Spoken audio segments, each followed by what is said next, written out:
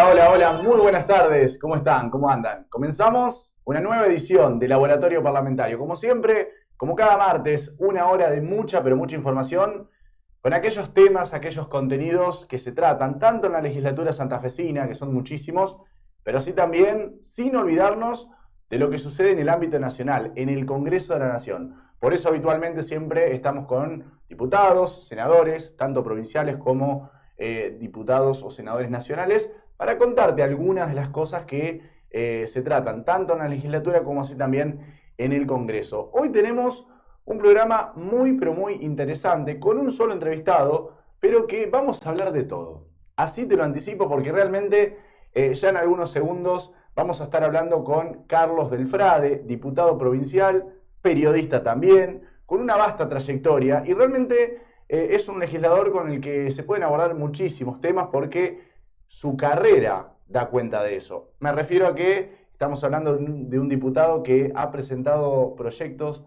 de diversas temáticas o cuestiones muy diferentes, que siempre presenta algo.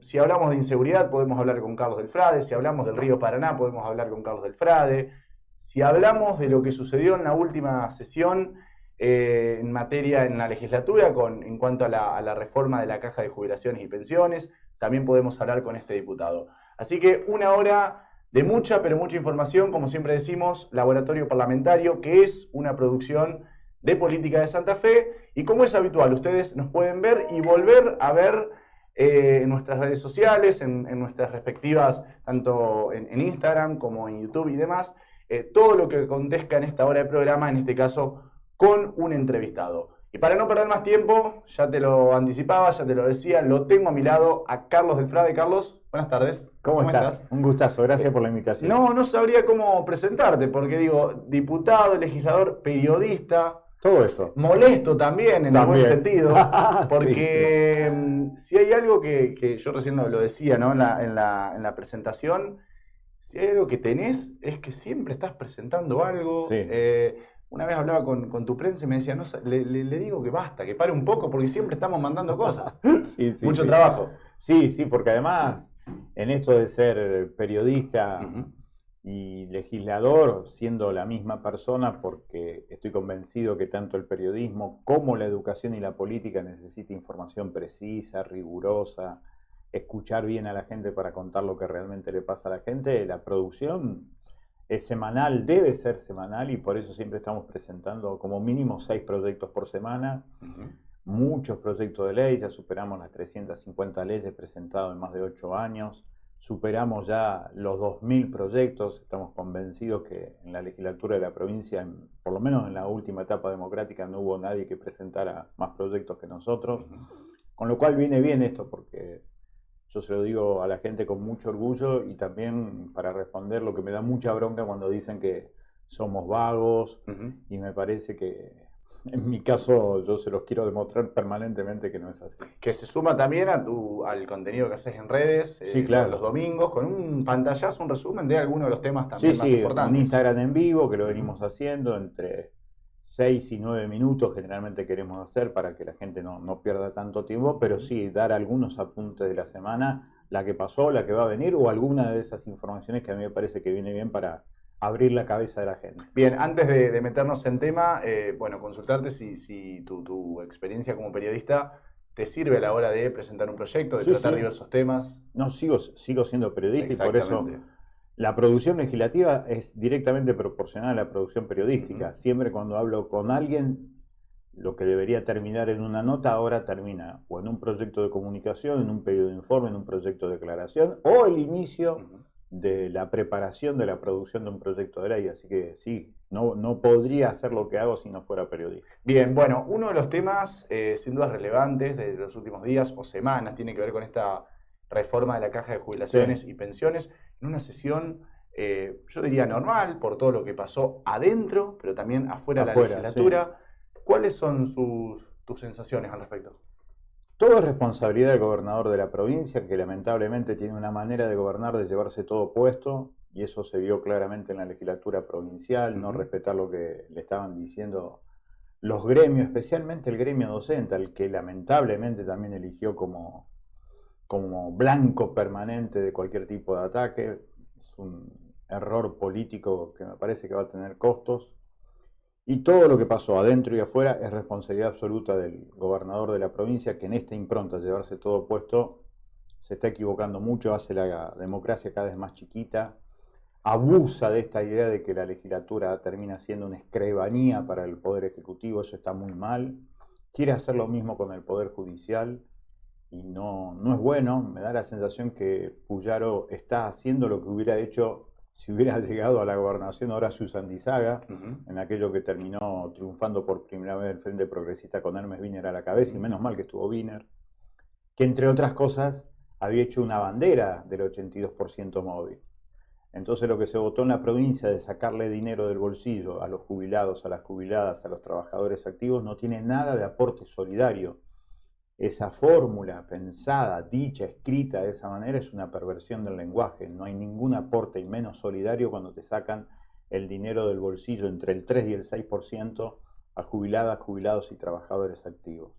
Y que además tiene un tristísimo artículo que es la claudicación del gobierno provincial frente a este gobierno saqueador y cruel de Javier Milei, que es el artículo 49, en donde delega las facultades el Ejecutivo y del Legislativo para directamente aprobar cuando a Milei se le ocurra, cosa que ya lo dijo por otra parte que lo va a hacer, la edad jubilatoria, y eso me parece que es patético porque es, insisto, la entrega de la soberanía política de la provincia de Santa Fe y al mismo tiempo darle carta blanca a un gobierno despiadado como es el gobierno nacional. Así que me parece que estamos ante problemas muy serios, creo que esto se va a reiterar.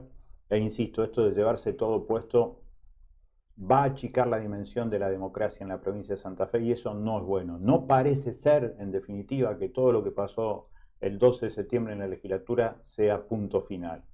Creo que en todo caso es el principio de algo que me parece que vamos a sufrir. Y más si está la idea, como ya se ha dicho, que la provincia va a adherir al régimen de incentivo de grandes inversiones, al blanqueo de capitales, a esta idea de el déficit como única bandera para los gobiernos, tanto nacional como provincial. Me parece que la perspectiva de privatizar empresas como Agua Santafesina y lo que quería privatizar Usandizaga, que es la EPE, es peligroso. Ahora, ¿usted pensó antes de la sesión que podía llegar a ocurrir esto? Digo porque amanecimos con una legislatura totalmente vallada. Totalmente, sí, sí. Digo, ¿esto se veía venir? Sí, ya venía mal desde el jueves pasado, cuando había pasado en el Senado, que ya había habido una movilización interesante.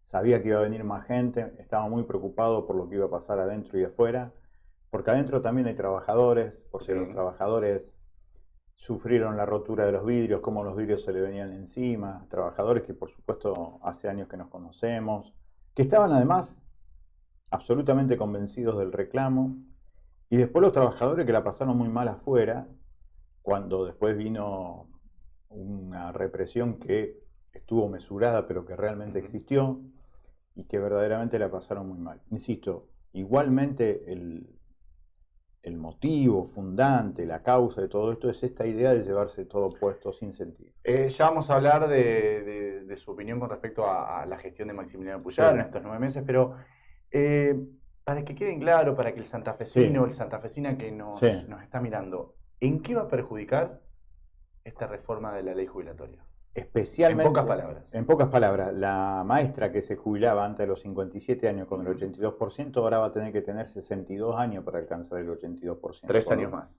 No, 5 más. 5 años más. 5 años más. Con lo cual tenés un problema serio ahí. Porque no solamente te vas a jubilar muy cansado o muy cansada, porque además la ley te exige 30 años de permanencia frente al alumnado, sin tareas pasivas, cosa que sí existía en la docencia, y a la vez lo que te genera es que a mayor cantidad de años frente al aula para tomar el 82%, vas a trabar el acceso a todo lo que tiene que ver con las 14 actividades del Estado santafesino a las chicas y a los chicos que hoy están estudiando, por ejemplo, para ser docentes. Esto es muy fuerte porque traba el ingreso de activos, retrasa la jubilación, reduce los salarios de esta manera por esta cuestión de la supuesta emergencia previsional. Así que es complicado. En la práctica concreta, para estos sectores como los docentes, los municipales, incluso los trabajadores de la policía, te vas a encontrar con que en la práctica real el 82% se empieza a diluir. Y también empieza a aparecer en la práctica un aumento de la edad para jubilarse porque van a necesitar más años de aporte. Lo que dicen desde el Ejecutivo justamente es que esto en realidad venía a sacarle ciertos privilegios o dinero en este caso, a los que más ganan. Sí, eso me parece también perverso, porque nosotros habíamos presentado tres veces un proyecto de ley que iba en contra justamente de las jubilaciones obscenas de 15 millones de pesos que tienen algunos jueces, por ejemplo. Entonces, si vos querés atacar a los privilegios, ataca a los privilegios, sin tocarle el bolsillo a los que menos tienen. Vos hacías ley de tope jubilatorio para este sector, para el sector judicial o para el sector legislativo, sin dudas, está bárbaro que así sea por otra parte, y listo, y no tocas la jubilación ni la edad jubilatoria a los sectores que más necesitan tenerlo. No se quiso hacer eso. Por lo tanto, lo que se quiso hacer es esto de sacarle un poco a cada uno. Por supuesto que le sacan a los más privilegiados, pero en realidad no se ataca a los privilegios, se ataca a los que mayoritariamente cobran, y los que mayoritariamente cobran jubilaciones mínimas. Entonces, ¿dónde está el combate al privilegio, al socializarse, el sacarle dinero del bolsillo a los trabajadores?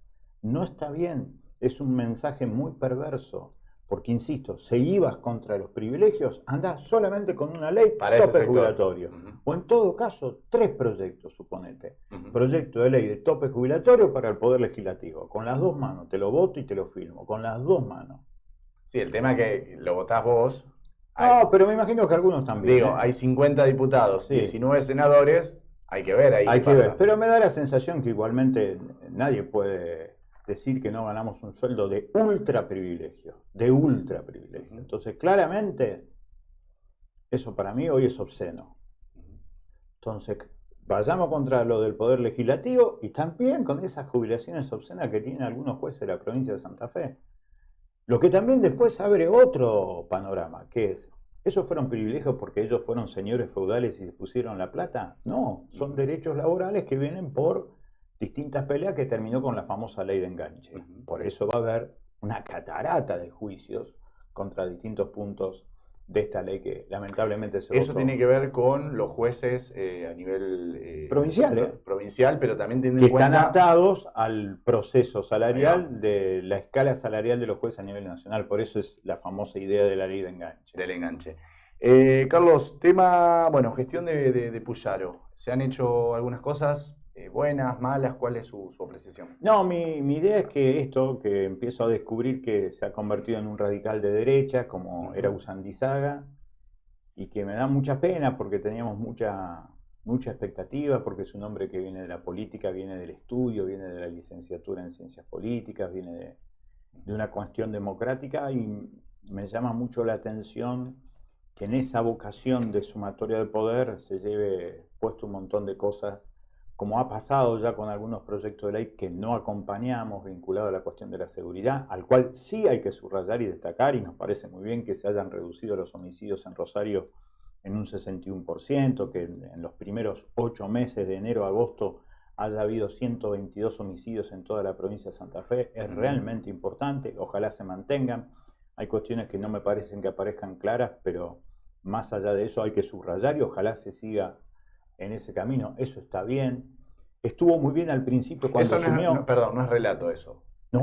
O sea, eso... no hablé nunca de relato. No. Digo no digo por hizo. usted, sino que se nota una cantidad de baja en cuanto a los homicidios. Enorme. Recordemos lo que había sido marzo, con 4 asesinatos en una semana. Claro, que fue una decisión de algunas bandas también. Eso también alguna vez habrá que investigarlo bien. Pero lo que queda claro que a diferencia del 2022, donde tuvimos 278 homicidios, está muy bien lo que está pasando y eso hay que destacarlo. Yo siempre lo destaco. Lo que no me queda claro cuáles son las razones. Porque si vos no tenés las razones claras sobre por qué bajó el homicidio, ¿cómo haces para mantenerla?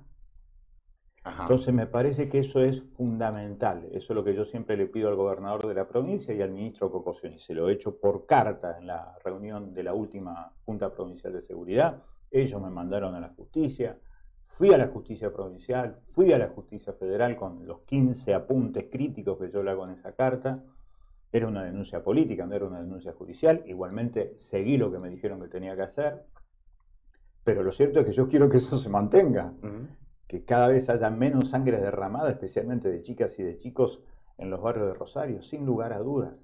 Ahora, para eso hay que saber lo que se está haciendo bien para que se mantenga. Y lo que se hizo mal para no volverlo a hacerlo. Y por otra parte, ¿quiénes fueron de hacer mal las cosas para liberar los barrios como se liberaron, para tener, por ejemplo, en el 2022, 278 homicidios en Rosario? Yo quiero saber quiénes son esos responsables políticos para llevarlo a la justicia y que den cuenta que liberaron zona para las bandas narcopoliciales barriales. Ahora, ¿cómo se soluciona el tema del narcotráfico? Bueno, todos ya sabemos la situación que atraviesa Rosario. El capitalismo apuesta a la continuidad del narcotráfico. A eso voy. Es un problema no solamente de la ciudad ni del país, no, es un problema mundial. Del mundo, claro. ¿Cómo se resuelve eso? ¿Cómo se mejora o qué se debería hacer para justamente terminar con eso? Empatarle a la seducción del narcotráfico, yo siempre digo. Le tenés que empatar. Si vos en un barrio, el único ingreso de dinero que tenés es lo que te da la banda, que va a ser un arma y merca para vender, y solamente eso tenés para intentar empatarle a la necesidad cotidiana de lo material, claramente vas a perder. Siempre se va a perder. Entonces lo que hay que poner en el barrio es trabajo, educación, cultura, alegría, deporte. Hay que quintuplicar esos presupuestos para que los pibes tengan algo de qué agarrarse materialmente. Ahora, la idea es muy buena, obviamente, coincidimos, más educación, más deporte, más cultura. Trabajo. Viéndolo de otro lado, yo te digo, la idea es buenísima. Ahora, no es algo que se pueda hacer de un día para el otro. No, el otro tampoco. Y el narcotráfico existe. Claro. Y ya está instalado, hace años. Sí, pero no solamente en Rosario, en el mundo. No, en el mundo. Pero porque ahí está la falsedad. Yo siempre digo que hago una especie de pase de magia, siempre digo, porque alguna vez me llamaron a Canal 9 y me dijeron, reconocemos todos los libros que escribiste, te vamos a dar 20 minutos. Me dieron 3 minutos. Entonces en 3 minutos digo, ¿qué diablos hago para llamar la atención? Entonces agarré la copa que me sirvieron con agua en esos paneles que se hacen en la televisión de Buenos Aires y tiré todo para abajo. Entonces imagínate, el camarógrafo enseguida apuntó al loco que estaba haciendo eso. Entonces digo, el narcotráfico es esto. Es una copa invertida. Cuando vos das vuelta a la copa, lo que se desparrama y lo que se ve que se desparrama es lo que está por abajo. Mirá. Pero la copa invertida, ¿qué hace? Te tapa hacia arriba. Ese negocio es totalmente funcional al capitalismo. Desde hace 60 años. Naciones Unidas dice desde hace 60 años que hay 5 arterias que alimentan el corazón del capitalismo. El petróleo, las armas, lo que tiene que ver con los medicamentos, el narcotráfico y la trata de personas. Eso de arriba hacia abajo no se toca. Por eso los patrulleros están en los barrios. Nunca vas a ver un patrullero metido en un banco. Nunca vas a ver una tanqueta de gendarmería apuntando a uno de los bancos de la City rosarina. La tanqueta va a estar en las calles apuntando generalmente a barrios humildes. Mano dura siempre con lo de abajo. Ahora, para arriba, impunidad total, no se toca.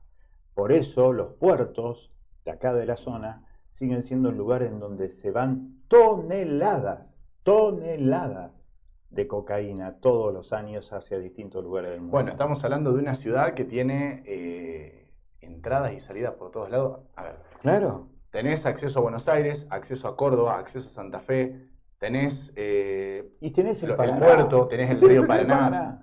Digo, por todos lados tenés Claro. Ahora, son distintos niveles de negocio. Lo que está por abajo, las bandas narcopoliciales barriales, algunas muy poderosas, Los Monos, Alvarado, Rodríguez Grantón, pero son de abajo. La copa vacía, esa que se derrama. Entonces vos te haces el guapo con los de abajo, y está bien, porque aparte son asesinos, son cobardes, le hacen muy mal a la gente, y está bárbaro que estén presos. Pero esas van a ser cambiadas por otro. Porque lo que sigue absolutamente invicto e intocable es lo que está del otro lado de la copa. Exactamente. Lo que está tapado. Ahora, tema de edad... Perdón, y eso significa el 30% del sistema financiero internacional. Lo cual quiere decir el 30% de la guita que está en los bancos a nivel internacional a nivel nacional, a nivel provincial. Tema de la baja en la edad de Sí, imputabilidad una locura, de menores. una gran cobardía. ¿Cómo lo ves? A ver, yo siempre digo esto, cuando sale este tema, Sí. por un lado están los Sí, que te sí. dicen, bueno, mirá, es una locura, Sí. el niño este de Sí. 14 años debería estar jugando o en una escuela, pero por otra parte te dicen, bueno, cometen delitos de gente mayor. Sí, sí. ¿Qué haces en el medio? Porque No, la ley como está ahora está bien, se tiene que aplicar todo lo que pasa hoy en la ley. Nosotros como Argentina firmamos la adhesión a los protocolos internacionales de protección a los menores y que claramente dice que no se puede bajar la edad a menos de 16 años como está hoy, que se había bajado por otra parte, porque necesariamente hay una justicia restaurativa para lo que se llama la ley penal juvenil, que es eso lo que estamos discutiendo, y claramente tiene que haber una cuestión de un castigo ante la justicia acorde a lo que se hizo, pero ya como está bien. Lo que se busca ahora es perseguir a quienes hoy producen en la Argentina, y escuché el porcentaje, porque eso es muy importante, el 0,45% de los homicidios. ¿Escuchaste? 0,45% de los homicidios, con lo cual el 99,55% de los homicidios es cometido por gente mucho mayor que los 16 años. Es un acto de fenomenal cobardía, es acusarle a esos chicos que cometen el 0,45% de los homicidios de la violencia de una sociedad que claramente la convertimos en un desastre nosotros, los que tenemos más de 50 años, ni siquiera ustedes. Entonces es un acto de fenomenal cobardía y de gran cinismo. O sea, no llega al 1%. No llega ni a la mitad, no llega ni al 0,50%. Exacto. Entonces, ¿qué resolvés? ¿Por qué te quieren hacer creer que vas a tener más seguridad si metés preso a los responsables del 0,45% de homicidios? Que obviamente van a ser sancionados, van a ser retirados de la sociedad, como pasó con el pibe que mató al playero. Yo me pongo a pensar en esa... A ver, entiendo lo que vas, pero me pongo a pensar en esa madre, en ese padre que le mataron a su hijo, y que te das cuenta después que el asesino tenía 15 años. Ese familiar, ese padre o esa madre va a pedir justicia. Sí, pero una cosa es justicia y otra venganza. Y este es un debate hermosísimo que algún día habrá que hacer en los medios de comunicación, en las escuelas. Yo vengo a tener una reunión con un quinto año de una escuela de Sunchales sobre este tema. ¿Ustedes qué buscan? ¿Justicia o venganza? Ese pibe que mató, y que te mató, suponete, a un familiar, a un familiar, ¿que merece la muerte? Porque es muy probable que lo sientas. Seamos sinceros. Sí. Y yo a la persona que le mataron el hijo, necesariamente voy a tener que comprender su dolor, su desgarro y posiblemente su deseo de venganza. Ahora, una sociedad mejor, estoy absolutamente convencido, no se hace a base de venganza. Necesitamos justicia. Y aunque duela, ese muchacho que se terminó convirtiendo en un asesino y que te robó un ser amado, un dolor que es inimaginable salvo para la persona que lo sufre, merece justicia, no venganza. Y es probable que merezca estar preso toda la vida. Pero merece justicia, no venganza. Yo por eso digo, hay que sincerar la discusión. Vos cuando decís que vaya preso, ¿qué suponés? ¿Que en la cárcel tiene que ser torturado, vejado? No, pero esto es una discusión que hay que hacerlo con sinceridad. Porque hay mucha gente que por un dolor como el que estamos hablando, supone que no tiene que tener ningún derecho, que ni siquiera se le debe comer. Bueno, pero ahí caemos muchas veces a ver, la definición como cárcel justamente es un lugar para que después de cumplir tu condena te puedas reinsertar socialmente. Eso no existe. Esa es la idea, esa es la teoría. Eso es lo que dice la Constitución. Lo que dice la Constitución. Sí, no existe. No ocurre. No existe. No existe ninguna cárcel de la provincia de Santa Fe, que son las que conozco. No existe. Es una fábrica de peores delincuentes. Claro, por eso digo, ¿cómo haces o cómo lo resolvés? Ahí tiene que estar una justicia de verdad que le diga, miren, nosotros como Estado queremos reparar esto. No vamos por el territorio de la venganza. Porque la venganza nos hace una sociedad decididamente caníbal y vamos a terminar con justicia con mano propia, en ese sentido. Claro, y bueno. Que es una contradicción, dicho sea de paso. Sí, claro. Ahora, ¿No funciona la justicia Poco, en Santa Fe? poco. Nosotros tenemos, las cárceles son una consecuencia de la justicia. En las cárceles el 99% de la gente es pobre. Los delincuentes de guante blanco no aparecen en la cárcel. Entonces, ahí hay algo Por que eso falla. te digo, a eso quería llegar. ¿Cuántas veces esto que vos decís, los delincuentes de guantes blancos, no caen? Entonces, a uno le permite pensar, bueno, no funciona la justicia, o funciona para algunos casos, Sí, no para para algunos todos. casos. Yo digo que Es selectiva. le decía a los chicos de esta escuela secundaria de Sunchales que en todo caso vamos a suponer por simple lógica que es una justicia de tercios. Claro. Un tercio funciona mal, un tercio funciona regular y un tercio funciona bien. Y tenés eso, pero además estás en una sociedad absolutamente clasista que castiga siempre a los de abajo. E insisto, la cárcel es la consecuencia de eso, la consecuencia. Por eso me parece que el tema es cómo resolvés el afuera. Siempre hay que resolver el afuera. Ahora, hablando de cárceles y lo que atañe a la provincia de Santa Fe, acá no tenemos ninguna cárcel federal. Se está hablando de la que están por construir, que están por inaugurar. En Coronda. En Coronda, pero son todas cárceles provinciales, sí. Todas sobrepobladas. Sí. Lo mismo sucede en las comisarías, que no deberían funcionar Así como es. cárceles y funcionan. Sí. Ahora, ¿cómo se resuelve eso? Porque pareciese que a la hora de decir vamos a construir cárceles, no vende eso. No sé, tengo mis dudas. Yo creo que la construcción de cárceles para mucha dirigencia, incluso para el gobierno provincial, fue una bandera de campaña de Puyaro hablar de eso. Así que tengo mis dudas sobre si vende o no vende como idea. Pero sí lo que queda claro que es un gran negocio para el que le vende al Estado provincial la construcción de una cárcel. Hoy en Capital Federal se está hablando ya de poner containers como cárceles en distintos barrios, lo que genera una gran movilización de vecinas y vecinos. El tema es que después, esas cárceles, ¿quién termina poblándolas? La termina poblando toda aquella gente que no tiene manera de empatarle a sus necesidades. No por eso tienen que caer en el delito, porque de hecho muchísima gente tiene necesidades y no es la proporción para nada. Pero queda claro que evidentemente hay un sistema judicial clasista en donde, insisto, hay jueces que trabajan bien, otros más o menos y otros como en todos lados. Como en todos lados. Bien, ahora,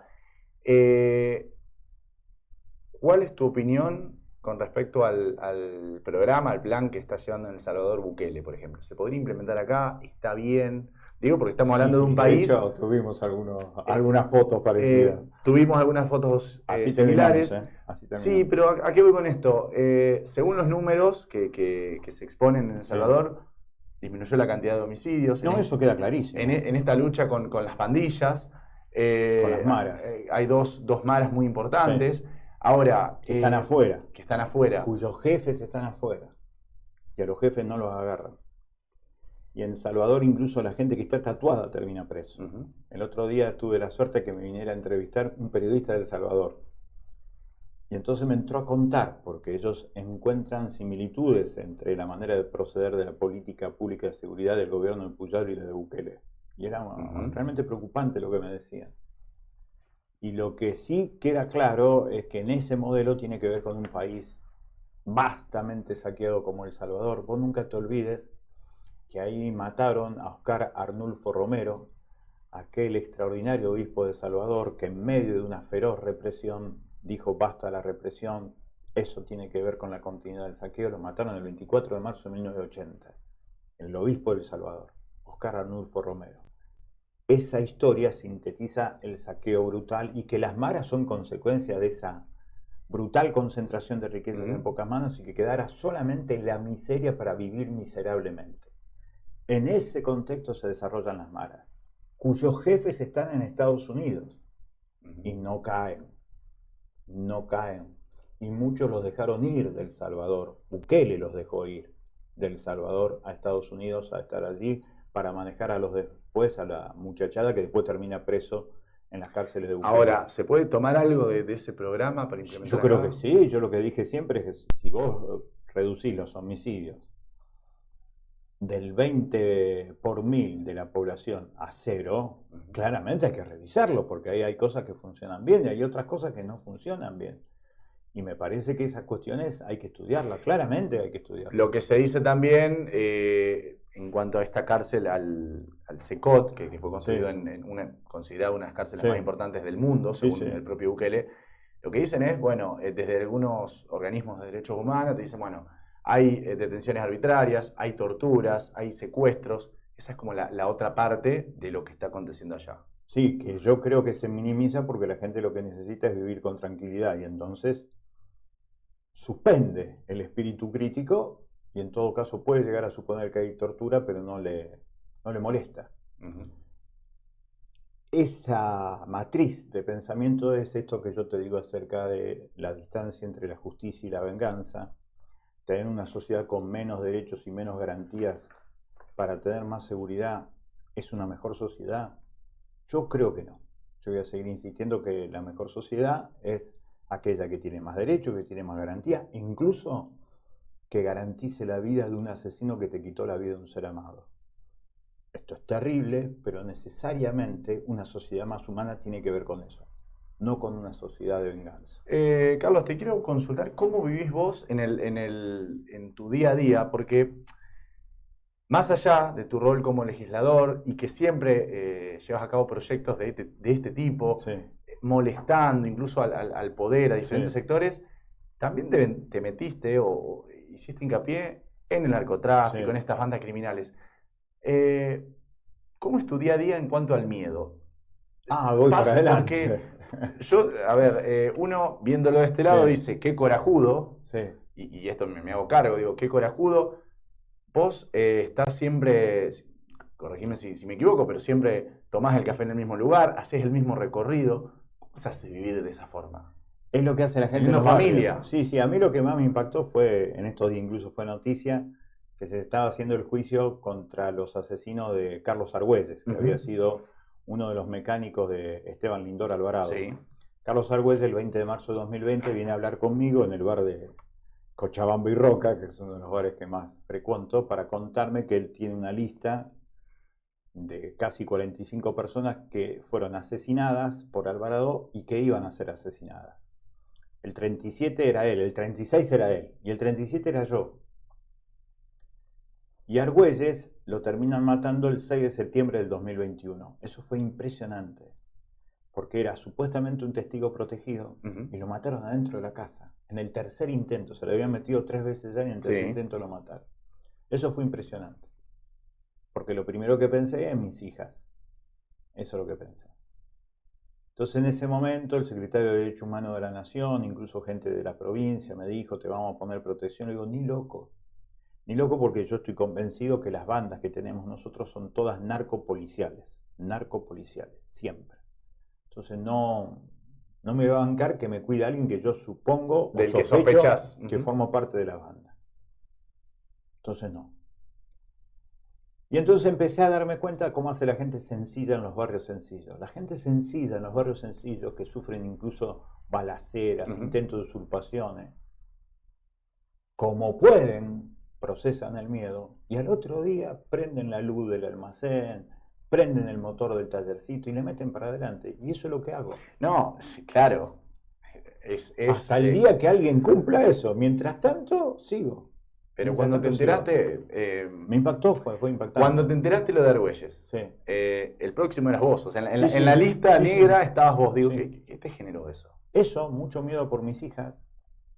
Porque no paraste, digo, o sea, lo leíste y seguiste trabajando, seguiste investigando. Sí. Lo que incluso paré en aquel momento había una campaña para diputado nacional, la paré porque digo, van a decir que por aquello de Argüelles yo lo utilizo para tener mayor repercusión. Entonces dije, no, lo que paré fue la campaña, pero seguí siempre igual, hasta en el día de hoy, porque me parece que es la mejor manera.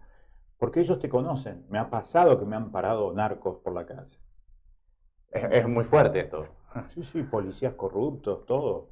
Te pararon y te dicen cosas y te cuentan. Es muy impactante. Me pasaba igual con los torturadores cuando estaban libres. Como yo me había metido mucho con la investigación del terrorismo de Estado, te paraban por la calle los tipos. Ellos te conocen, vos no los conocés a ellos. Está claro que yo no tengo auto. En la ciudad generalmente camino. Y voy a la estación de colectivo para irme a Santa Fe, para irme a todo lado de la provincia. Ellos lo saben. Y alguna vez un tipo que laburaba para Luis Medina, que yo lo había denunciado hacía días, el tipo vino con un arma, me la mostró y me dijo, no sabemos si te matamos o no. Y entonces yo le pregunté, bueno, ¿qué decidieron? Yo no puedo creer. Y el tipo me dice, no, porque lo tuyo es ser jetón nada más. Nunca nos pediste guita. Nunca estuviste en lo de la guita. Así que seguí hablando, te quería avisar eso. Se guardó el revólver A mí en la me campera. da gracia porque vos te reís contando Claro. esto. Pero es gracioso, cuando o lo sea, contás es gracioso. Pero estamos hablando de tu persona. Sí, sí, sí. Corriente y Mendoza, frente al Normal 1, cuando estaba por ir a buscar a mis hijas. Es impresionante. ¿Y con ellas, con tu familia, algún tipo de amenaza? No, Fue con vos la cosa. Sí, y estuvo bien que se haga conmigo. Uh-huh. Y estuvo bien que me lo dijeran, y están bien cada vez que me paran y me dicen algo. Está muy bien. O sea, mientras que no te metas con la plata, seguí hablando. Yo creo que esa lógica sigue existiendo. El problema son que las nuevas bandas, las nuevas pandillas, tienen como conductores chicos cada vez más jóvenes, más feroces y con menos discernimiento a la hora de pensar estas cosas. Ahí está el problema. Carlos, tema adhesión de la provincia de Santa Fe a la ley de blanqueo de capitales y al RIGI. ¿Cuál es tu opinión? Me parece una barbaridad. Me parece una barbaridad, porque en estos propios días estamos viendo que Puyaro dice sobre lo que significa el presupuesto 2025 esbozado por Milei, cómo le están sacando derechos a la provincia de Santa Fe, así que me parece una alevosía, porque el RIGI en realidad lo que repite, lo que reflota, lo que multiplica es la matriz de la forestal. Extranjerización de riquezas, esa extranjerización de riqueza va a generar un desmantelamiento del ambiente y además una exportación de ganancias. No le veo ningún beneficio a adherirte a un proyecto de sumisión absoluta a las multinacionales. Lo que plantean justamente es que con estas inversiones de 200 mil millones de dólares. No, hay que ver, porque no tiene límite eso. Imagínate que pero se lo está que jugando sostienen... de la energía, del petróleo no convencional de Vaca Muerta, que están hablando ya de exportaciones por 30 mil millones de dólares. No. Bueno, pero lo que ellos argumentan es que de esta manera van a venir las inversiones, vamos a generar trabajo, porque en definitiva va a haber inversiones en el territorio santafesino. Ojalá, pero en realidad es algo que imaginan algo peor. El gobierno provincial sacó la idea del Santa Fe minero.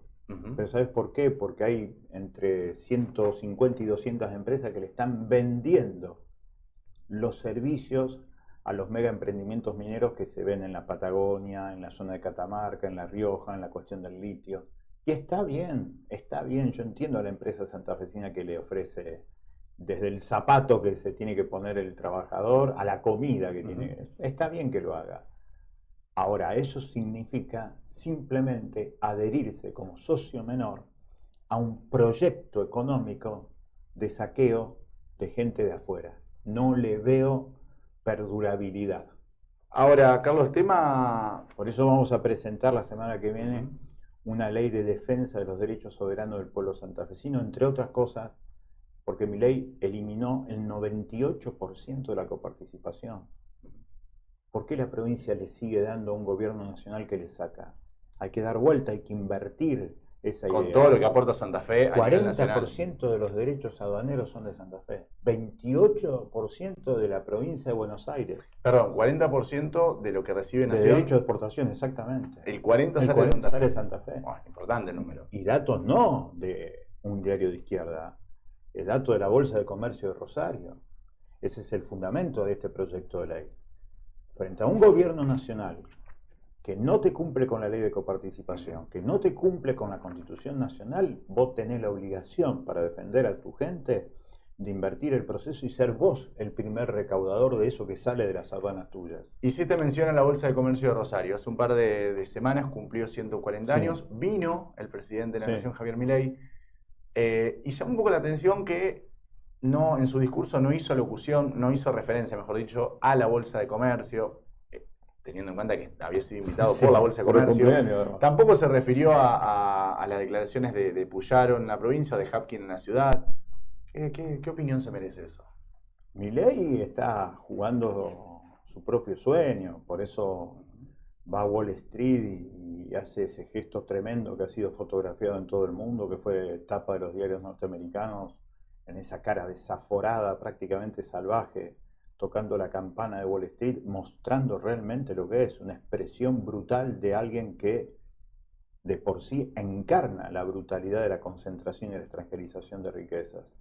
Él está jugando eso. Ahora, la política pública, económica que se está aplicando a nivel nacional y que lamentablemente mucha matriz se estamos viendo en Santa Fe, son políticas públicas de los organismos internacionales de crédito. Ahora, ¿sentís que dos cuestiones con respecto al gobierno nacional? Porque uno por ahí habla con el gobernador, con Maximiliano Puyaro, y lo que te dicen es, bueno, no nos mandan fondos de nación, no, cosas por el estilo. ¿Cuál es tu opinión con respecto a la gestión nacional de Javier Milei? Si eso repercute en la provincia de Santa Fe, si hay conexión. Sí, claramente. Como nos dijo en su momento Enrico, que ahora lo repitió el intendente Hapkin 3 meses después. Nosotros en la Comisión de Obras Públicas de la Cámara de Diputados habíamos recibido a Lisandro Enrico, el ministro de Infraestructura de la provincia, y nos decía que no hay plata ni siquiera para cortar los yuyos de Avenida Circunvalación. Que le corresponde a la Nación. Que le corresponde a la Nación. Ahora lo está diciendo recién Hapkin. Se dejó de lado el Fondo Nacional de Incentivo Docente, se dejó de lado el Fondo para el Transporte. Se deja de lado en este presupuesto 2025 todo lo que tiene que ver con la educación técnica. Sí. Algo que pasó ya en los años 90. Eso sería bueno preguntarle a los empresarios, porque los empresarios que están apoyando este modelo de saqueo y liquidación de la Argentina, que es el modelo de Milei, años después de lo que habían apoyado en aquel momento del menemato, en la década del 90, la eliminación de la educación técnica, años después de eso salieron a decir, nos están faltando trabajadores capacitados técnicamente hablando. Pero no seas caradura, si vos apoyaste el modelo de liquidación de la educación técnica, ahora venís a exigir mano de obra capacitada técnicamente, eso ya pasó en los 90. Ahora lo vuelve a hacer Milei, exactamente lo mismo, liquida la educación técnica. No sea cosa que dentro de 5 años o 10 años escuches a los mismos empresarios que hoy lo ovacionan a Milei pidiendo esa educación técnica que ahora ellos están apoyando a liquidar. Carlos, eso se llama hipocresía. Hipocresía del sector que es realmente el responsable. La única y verdadera casta que tiene la Argentina, América del Sur, el mundo, es la casta económica. Dos cositas. Primero, brevemente, perdón. Situación del río Paraná, un tema que también vos has trabajado mucho. ¿Cómo está eso? ¿Cómo está la situación? Vía troncal navegable del Paraná, quieren hacer un proceso a partir del año 2025 de concesionar dragado, balizamiento y peaje por 30 años y después dar 30 años más. Todo bajo la perspectiva del Comando Sur del Ejército Norteamericano, con la planificación de las multinacionales norteamericanas. Yo creo que no es un buen negocio para la producción santafesina, porque de nuevo el río Paraná es pensado desde afuera. Nosotros queremos pensar la cosa desde adentro, al revés. Y la última, uno de los temas que se está hablando por estos días tiene que ver con la reforma de la Constitución. Sí. Vos presentaste un proyecto con Balaguer y Palo Oliver. Bueno, contanos brevemente de qué se trata y qué opinás de la reforma de la que se viene hablando en cuanto a la posible reelección del gobernador Puyaro. Para nosotros la reforma tiene que ser total. Por lo tanto, no tiene que haber un núcleo de coincidencias básicas, un pacto de olivos santafesino, decimos nosotros. Los constituyentes tienen que ser soberanos y decir sobre qué quiere discutir. Entre otras cosas, la reelección o no del gobernador actual. Bien, Carlos, gracias. Un gustazo, muchas gracias. Carlos Del Frade, diputado provincial. Bueno, hablamos de un poco de todo. Una gran entrevista que ustedes van a poder volver a ver seguramente en nuestras redes sociales, en nuestras plataformas. Recordar que Laboratorio Parlamentario es una producción de Política de Santa Fe, así que ya en algunos minutos va a estar todo subido esta nota, gran nota con un contenido muy pero muy interesante en las respectivas redes. Esto ha sido el final, hemos cumplido un nuevo programa, una nueva edición de Laboratorio Parlamentario y como solemos decir habitualmente, de no pasar nada, nos reencontramos el próximo martes a la misma hora.